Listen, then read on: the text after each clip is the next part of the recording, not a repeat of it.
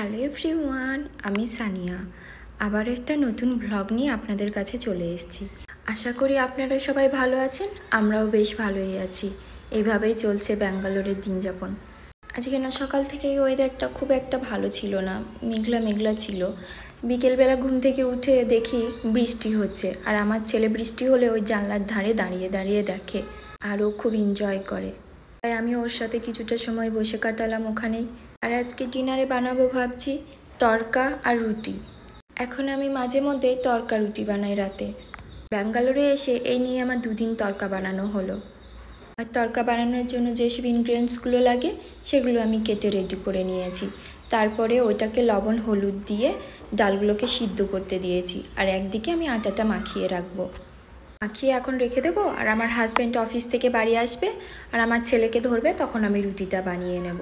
আমার হাজব্যান্ড আসার আগেই আমি তড়কাটা বানিয়ে রেখে দেবো, আর রুটিটা পরে বানাবো। আমার হাজব্যান্ড আসলে ওর সাথে একটু গল্প টল্প করি, অফিসে কি করলো আমাকে শোনায়, তাই তখন রান্না করা হয়ে ওঠে না। আর এর আগে কীভাবে তড়কা বানায় আপনাদের তো দেখিয়েছিলাম। বেশি কিছু তো লাগে না, পেঁয়াজ টমেটো কাঁচা লঙ্কা ফ্রাই হয়ে গেলে একটু আদা রসুন বাটা দিয়ে মশলাটাকে কষিয়ে নিলেই হয়ে যাবে। তারপর সিদ্ধ করা ওই ডালটা ওর মধ্যে দিয়ে ফুটে গেলেই নামিয়ে নিতে হবে, ব্যাস ঝামেলা শেষ। আর এই অক্টোবর মাসে ব্যাঙ্গালোরে অনেকটাই শীত পড়ে গিয়েছে, সকাল সন্ধ্যাতে বিশেষ করে। আর দিনের বেলাতে প্রচণ্ড রোদ হয়, আর কদিন থেকেই দেখছি বৃষ্টি হচ্ছে, রোদ হচ্ছেই না। আর ব্যাঙ্গালোরের একটা নিয়ম আছে, 2 দিন যদি হালকা গরম পড়ে, সেরকম গরম পড়ে না কলকাতার মতো, কিন্তু যদিও হালকা গরম পড়ে তাহলে 2 দিন পর ঠিক রাতে বৃষ্টি হয়ে ঠান্ডা হয়ে যায়।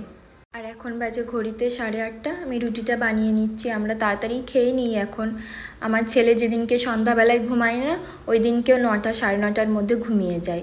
তা আমরাও কি করি, তাড়াতাড়ি ওর সাথে খেয়ে নিই। খাওয়া দাওয়া কমপ্লিট করে বেডটাকে রেডি করে নিচ্ছি। আচ্ছা, আমার ভিডিও ভালো লাগলে আপনারা আমার পেজটাকে সাবস্ক্রাইব করে পাশে থাকবেন।